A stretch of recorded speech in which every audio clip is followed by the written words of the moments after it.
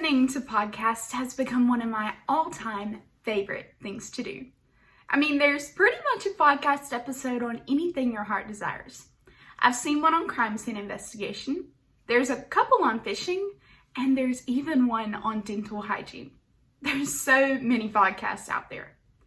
Well, one morning, back in January, I saw a podcast episode entitled, Words of Kindness, Source of Healing. And the title caught my eye, so I pressed play and I listened as I applied my makeup. Well, about the time I got to the eyeshadow portion of my routine, I heard the episode guest utter this statement. Every word that comes out of my mouth should be like a present. It should be like a little silver box with a bow tied on the top. The guest on this episode, Florence Lit Tower, was sharing her perspective on the gravity of words and the impact that they can have on our lives. And similar to her testimony, our words carry that same weight. Florence had a mother who rarely spared a word of encouragement because she was afraid she was going to have to eat them. But her father was much different. He was affirming in his words in an attempt to lift up she and her siblings. Well, one day she comes in after school and her father hands her this box. And inside the box are newspaper clippings, excerpts, and essays that her father had written. She's fumbling through all the papers, trying to wrap her mind around how he had written all these things, and she never even knew they existed. And she asked her dad, why in the world did I never know that you could write? And he quickly responded, it was because her mother had always discouraged him from reading and writing because he had never received formal education. She asked him to think of what would happen if he tried and wasn't any good at it. The entire family would be humiliated. Florence's mother failed to use one of her most powerful tools, encouraging words. The day after Florence's father shared his box, he passed away, with his talent of writing still a secret. But Florence kept the box as a reminder of the broken dreams and the things that could have been had he received an encouraging word. You see, Florence's father had a treasure trove of talent, skill, and ability, and kind and encouraging words would have been the key to unlocking his potential.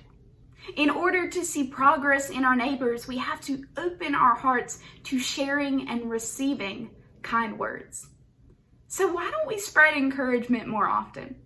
If we notice that our teammates just don't have the stamina to press on, or that our coworkers aren't finding joy in their job, a word of encouragement might be exactly what they need to press out of the rut and press forward to their promise. Now, Florence's testimony taught us how the lack of encouragement can close doors. But I know personally what the presence of encouragement can do. In fact, I'm reminded of a day back in September of 2020 when my family received exactly what we needed at exactly the right time. You see, I'm what some people call a PK, or in more basic terms, a pastor's kid. And while oftentimes I joke around about being a PK, the truth is, it is not all that easy. And tossing a global pandemic into the equation didn't make it any easier. As the pastor, my dad and then our family supporting him had to come up with new ways to reach and minister to people when masks, social distancing, and hand sanitizing 24/7 was the new norm. It was really easy to become discouraged. But do y'all remember that phrase I said about receiving exactly what we needed at exactly the right time? Well, what we needed was words of encouragement. And we received this encouragement in the form of a 2-page handwritten letter, crafted by Madge and Betsy from the Albemarle Sound of North Carolina. Within the words of their letter, they were talking about how they had been listening to our family through the radio waves every Sunday morning, and by doing so, they had come up with a way to strengthen their faith in uncertain times. During those moments when my family was struggling to get the sermons ready, recorded, edited, and sent to the radio station, get all the music ready for Sunday and Wednesday services, plus reach and minister to people that weren't exactly inside the church, Yeah, it was a mouthful, and it was easy to become discouraged. In fact, I'll admit to you, I had become discouraged. But Madge and Betsy, these two older women that we didn't know from Adam, were able to encourage me and give my family exactly what we needed at exactly the right time. Now, I know that a lot of people probably do prefer text over snail mail, but I can personally attest to the impact that a good old-fashioned handwritten letter can have on somebody. Someone we know might be on the verge of quitting, throwing in the towel, and giving up something that is truly making an impact, but do you know what? They'll never know the impact they're making unless we tell them. So that's my challenge, is for us to take out that sheet of paper and that writing utensil and craft a letter of encouragement, because those words that you write out might be exactly what somebody needs at exactly the right time. Throughout my time in the FFA jacket, I have spoken and heard many words. In fact, right before the first state officer interview, I was in front of a setup a little bit like this when my close friend FaceTimed me. She said, "Chloe, there is purpose in this journey.